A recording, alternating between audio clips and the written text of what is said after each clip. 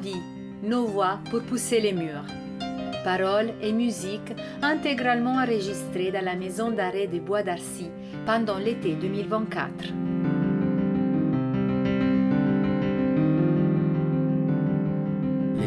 Les personnes y croient que c'est le fait d'être enfermé qui est dur. Pour ma part, non. C'est le fait que tu enfermes d'autres personnes avec toi. Malgré qu'ils sont dehors, quand ils marchent, ils pensent à toi, qu'est-ce que tu fais, qu'est-ce que tu sais, qu'est-ce que tu sais. Je suis incarcéré avec ma femme, je suis incarcéré avec mes enfants, je suis incarcéré avec ma mère, je suis incarcéré avec mes frères et sœurs, je suis incarcéré avec mes amis. Mais chacun avec un périmètre. Moi, mon périmètre, c'est 6 mètres carrés. Et leur périmètre, c'est ça. Et ils sont incarcérés à cause de moi parce qu'ils pensent tous les soirs à moi.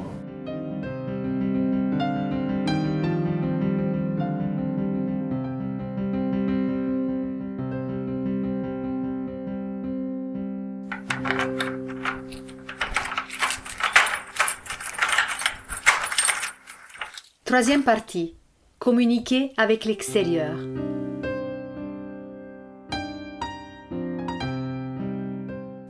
Le parloir. On l'attend ce parloir.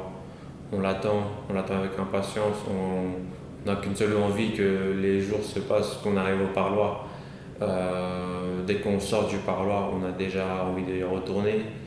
On n'a pas envie de les quitter. Et déjà, on prépare ce qu'on va mettre pendant le parloir la veille. C'est comme une entrée. Vous voyez, quand on était petit, quand on prépare une entrée, on fait à peu près la même chose. On prépare les chaussures, les t-shirts, enfin, ce qu'on va mettre, on regarde un peu près. Donc, c'est toujours comme ça. Et c'est comment. Enfin, oui, c'est comme une entrée en fait. On est tout excité en fait. Donc, En fait, ils savent pas, mais quand ils viennent, je les fais venir toutes les vacances scolaires. Quand ils viennent par groupe de 2, les 2 filles avec les 2 filles, les 2 garçons avec les 2 garçons, et le plus petit vient souvent lui, parce que lui il est petit. Les autres, je préfère un peu leur éviter le cadre de la prison. C'est votre femme qui vient tout le temps? Ouais, c'est ma femme, et j'ai mon frère, et j'ai des amis, 2 amis aussi. D'accord.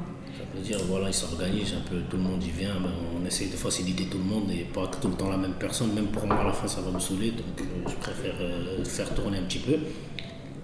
Et voilà, quand ils viennent, on discute, on parle de l'école, de tout et de rien. On fait comme si c'était, pour l'instant, c'est notre vie en tout cas. C'est-à-dire, vous faites comme si rien c'était, c'est-à-dire vous leur posez des questions. Oui, voilà, comme si je sais ce qui s'est passé, ça, pourquoi telle date t'as essayé. J'essaye un peu de. Par exemple, je sais qu'ils vont venir, et je vais reprendre toutes leurs notes, je vais bien regarder, comme ça quand je vais m'asseoir, je pourrais lui dire comme si c'est spontané. C'est vrai, vous prenez des notes?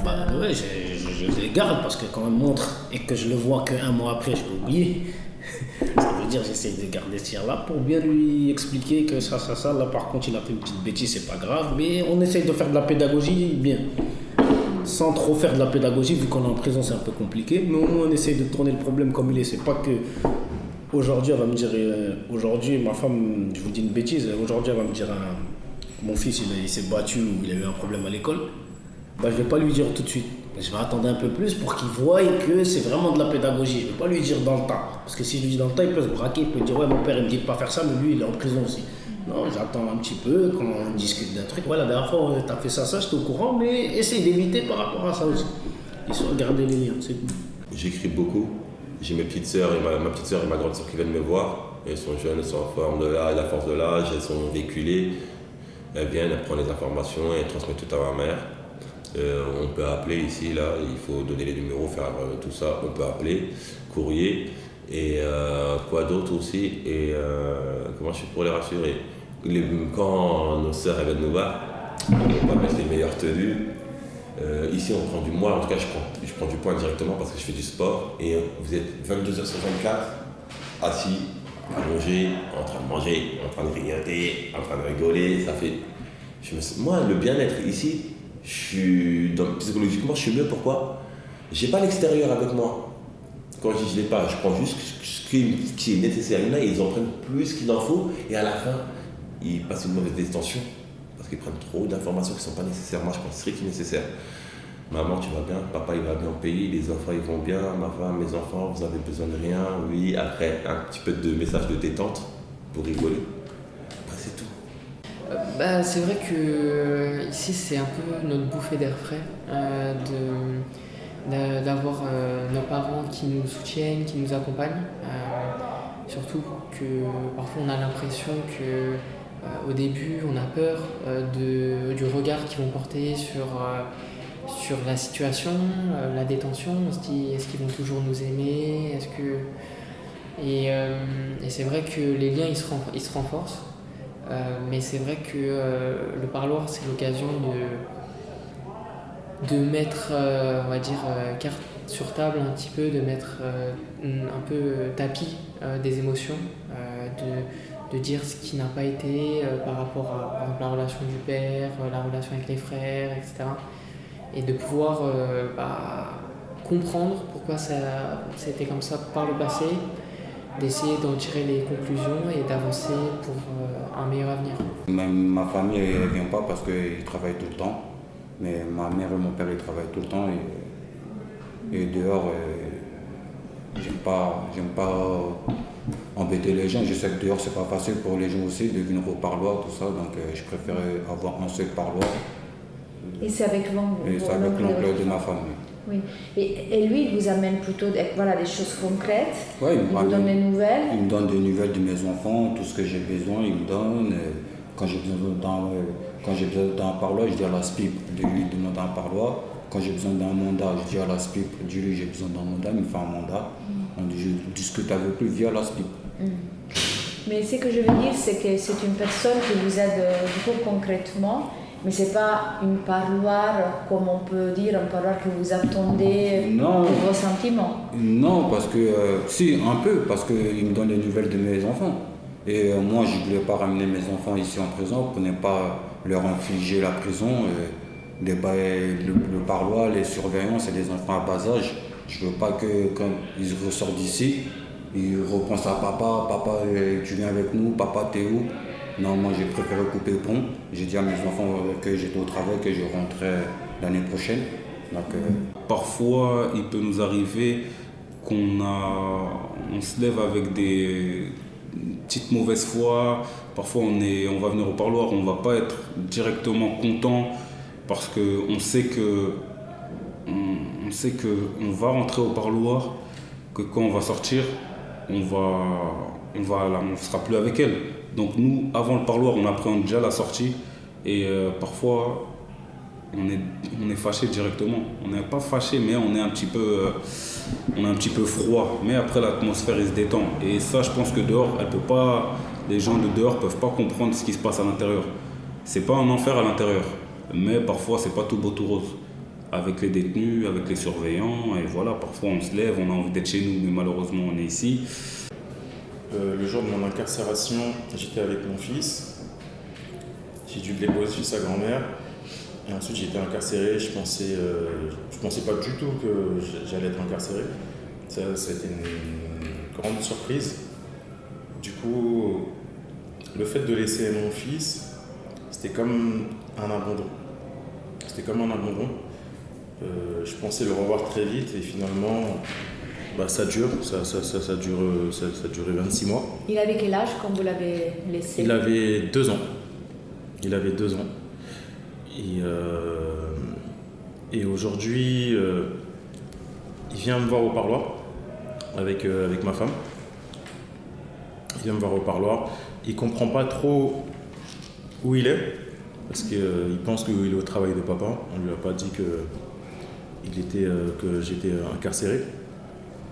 Au-delà de ça, j'ai une autre fille avec une autre femme, une petite fille de 7 ans, que elle par contre j'ai pas vue. Parce qu'avec sa mère, on ne voulait pas qu'elle vienne découvrir l'univers carcéral.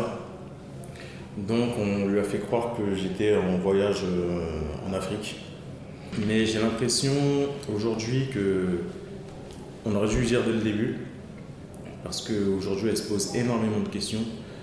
Je pense qu'elle a un sentiment de manque, d'abandon aussi, même si j'arrive à communiquer avec elle tous les jours au biais du téléphone, mais c'est pas pareil que physiquement. Avant chaque parloir, j'angoisse parce que je sais qu'on va devoir se séparer. Et du coup, ça m'enlève un côté réel du parloir avec lui, puisque je sais que 30 minutes ou 1 heure après, il sera parti. Du coup, je ne profite pas de l'instant présent. J'ai plus cette appréhension de quand il va partir. Et souvent, quand je suis au parloir, j'ai l'impression d'être dans un truc virtuel. Alors qu'ils sont là avec moi, j'ai ma femme avec moi, j'ai mon fils avec moi, mais j'ai l'impression que c'est virtuel en fait, comme si on était en visio. Et est-ce qu'il y a des personnes qui viennent vous voir Non. Personne. Mais parce que vous n'avez pas obtenu le parloir ou c'est parce que... Non, c'est une décision personnelle, je préfère communiquer avec la cabine. Oui. Vous avez dit du coup à votre famille de ne pas venir vous voir. On était d'accord, ils ne voulaient pas forcément venir non plus, c'est pas trop leur univers, donc c'est un accord. D'accord.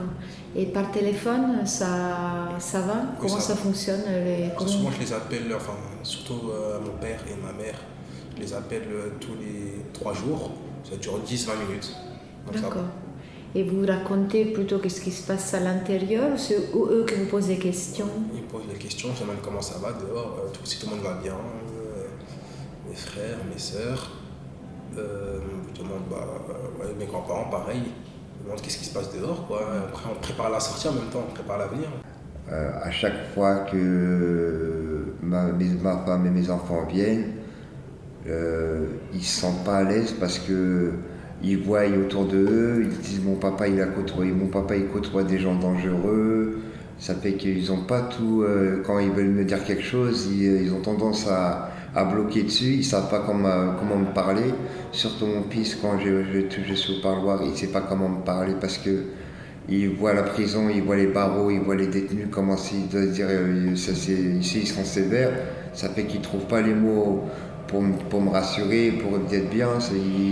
Des fois il est braqué sur lui-même parce que je sais que c'est pas dans ses habitudes je sais qu'il n'est pas tout à fait normal quand il rentre en prison, quand il voit la prison comme ça, tous ces barreaux. Tu arrives ici, tu repars en pleurant, j'ai une double peine. Et c'est dur quand je vois ma femme, je sais comment elle est d'habitude, comme si mon couple, il s'éclatait de jour en jour. Comme si mon couple, il se démolissait à chaque fois que je la vois. À chaque fois que je la vois, c'est jamais pour rassurer, elle est toujours dans la pression dans sa tête, quoi. En fait, on parle, mais on parle des choses de la vie, de l'extérieur. Je parle rarement de l'intérieur, parce que je ne veux pas qu'elle puisse s'inquiéter ou qu'elle puisse dire « ouais, mais c'est pas normal, que truc, je préfère leur faire ressentir le bon côté de la chose que le mauvais côté de la chose, en fait. Et en même temps, ça me permet de les protéger, en fait. Et en fait, à chaque fois qu'ils viennent au parloir, c'est plus, je joue avec ma fille, je discute un peu avec ma compagne, mais tout le noyau du truc, c'est ma fille, c'est ce qu'elle veut. Est-ce qu'elle veut que je lui lis un bouquin? Est-ce qu'elle veut qu'on joue? Et forcément, la plupart du temps, je la porte, on joue, soit on joue à cache-cache, soit on joue à l'avion. Voilà, et malgré dans une petite pièce comme ça, on arrive à quand même faire en sorte qu'elle s'évade, qu'elle ne pense pas où elle est en fait. Le parloir il dure 30 minutes, vous vous rendez compte, vous faites 800 km en avion pour faire 30 minutes par mois et repartir. C'est très très très très dur. Et pour nous, et pour la famille, ils en souffrent. C'est même plus dur pour eux, parce que nous on rentre en cellule, on oublie, on passe à autre chose. Eux, il y a le trajet retour. Elle se dit, j'ai fait 800 km pour pouvoir le voir que 30 minutes. C'est horrible. Pour un parloir de 14h à 14h, elle part de chez elle à 10h, veut prendre le train, attendre le train, changer de train à Mantes-la-Jolie pour venir jusqu'à Bois-d'Arcy. Donc ça prend beaucoup de temps. En plus de ça, ils doivent être ici 40 minutes avant le parloir. Après, à passer tout le portique de sécurité, tout ça, des fois quand vous passez, surtout avec les femmes, le soutien-gorge, il y a des armatures, on va dire des trucs métalliques dans les armatures et tout. On leur demande de changer, de revenir comme ça, mais en fait, toutes ces difficultés, voilà, c'est compliqué pour eux. Ensuite, ils doivent attendre en salle d'attente. On essaie toujours d'être joyeux en étant en parloir. D'un côté, on est obligé parce que si on montre les difficultés qu'on a en détention, déjà qu'eux, ils ne se sentent pas bien par rapport à nous, des choses comme ça, nous on rajoute en plus de... Surtout moi en fait. Si moi je rajoute mes difficultés de détention, ça va les compliquer encore plus, ils vont avoir encore plus, ils vont beaucoup plus y penser, s'inquiéter, et moi je ne veux pas ça. Déjà le fait que le temps soit limité, c'est très dur. Donc ça veut dire que l'échange il est très rapide, on n'a pas le temps de réfléchir tant à ce qu'on va dire. Mais c'est vrai que si tout serait possible, en réalité, je pense pas que ce soit des choses qui pourraient m'apporter. Mais le manque de ne pas être avec eux et d'avoir travaillé sur soi et de se rendre compte qu'on n'a pas tant profité, on ne s'est pas vraiment connu comme on se connaît aujourd'hui. Donc c'est plus du temps à passer à l'extérieur en fait. Et c'est là que ça devient plus dur dans la peine, c'est que lorsqu'on fait ce travail de déconstruction et reconstruction, c'est comme si on était en train de créer un cadeau, une relation, on va dire, meilleure qu'hier, mais on ne peut pas en profiter.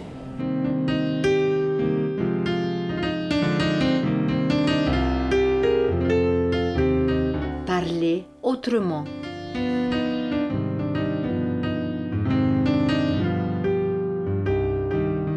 Je n'étais pas capable d'avoir une relation avec les enfants au téléphone. Ils voulaient m'entendre, mais je ne voulais pas. Voilà. Je n'étais pas du tout bien avec cette affaire, avec une grosse difficulté, une peur, une honte, et de les entendre me mettait les larmes aux yeux, tout simplement. Et j'étais incapable de pouvoir maîtriser ça. Je sentais que je n'étais pas capable de maîtriser. Et qu'il n'était pas question que je les mette dans une situation d'inconfort, de tristesse ou de... Donc il m'a fallu du temps et ma femme m'a accompagné pour arriver à prendre contact au téléphone avec les petits. Ça a mis un peu de temps et il s'est passé d'abord par l'écriture. Voilà, c'est passé par l'écriture et le dessin. Moi qui ne dessine pas, les enfants m'ont demandé de dessiner un peu mon cadre, la façon dont je voyais mon cadre. Voilà. On parle de la prison, 2-3 mots. Et ce qui est amusant, c'est qu'avec les enfants, en fait, ce sont des choses très terre à terre. C'est qu'est-ce que tu manges, est-ce que tu dors bien, voilà. Et puis le cadre permet, une fois que ça passe par le dessin, on peut y amener de la distance par l'humour dans le dessin. Donc la réalité, elle est bien là, avec les barbelés, les saletés, mais un peu de couleur, plus des personnages dans cette prison qui ont des silhouettes plus amusantes, font passer la sauce, comme on dit. Alors embellir le parloir, vous savez, c'est quelque chose, le parloir c'est quelque chose de très froid. Niveau esthétique déjà, là la disposition du parloir de Bois d'Arcy, c'est en cercle et c'est des vitrines. Donc chaque famille, chaque détenu qui sont là, ils voient la famille des autres. Donc c'est très gênant d'un côté et donc alors niveau intimité etc. Donc c'est pas très sympa on va dire. Et nous détenus, famille, moi personnellement, il m'arrive de ramener on va dire des gâteaux pour mes soeurs, ma compagne. Je fais des gâteaux en cellule, je les ramène au parloir. Une fois j'ai ramené un gâteau entier, une tarte au citron que j'ai faite. J'ai demandé à ma compagne si elle pouvait ramener une bougie pour fêter son anniversaire directement au parloir. Donc je lui ai chanté la chanson du joyeux anniversaire en étant au parloir, etc. J'ai fait aussi des dessins, donc j'ai fait faire un dessin par un détenu qui était dessinateur. Donc un autoportrait d'elle et moi. je l'ai ramené au parloir. Je fais aussi parfois des poésies que j'écris par ma copine et je lui lis au parloir directement et je lui passe. Donc voilà, pour, on va dire, une relation c'est comme du feu, si on ne l'alimente pas, ça s'éteint. Donc si, bien sûr, il y a des paroles, on en parle, on dit qu'on les aime, on a beau dire qu'on les aime au téléphone, enfin, les paroles c'est bien, mais s'il y a les actes derrière, c'est beaucoup mieux. Mais moi, par exemple, pour mon cas, j'écris beaucoup des lettres et j'essaye un peu de mettre de la poésie, de mettre de l'émotion, de trouver des belles tournures de phrases pour parfois faire passer des messages, pour faire comprendre qui on a été, qui on aurait voulu être, pourquoi on en est arrivé là, ici, en détention. Donc les lettres, moi je trouve que ça permet de découvrir une autre facette de nous-mêmes.